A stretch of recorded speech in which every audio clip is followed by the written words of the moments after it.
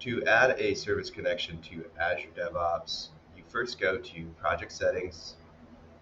In the left-hand side, under Project Settings, you'll see a Pipeline section. Within that section will be a Service Connections.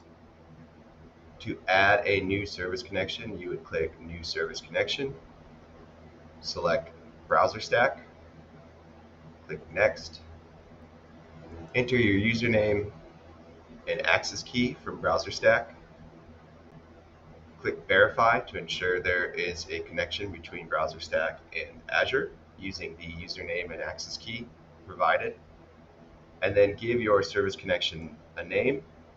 In the instance here, I would name it BrowserStack Connection, and then I would also provide a description of what the connection is for.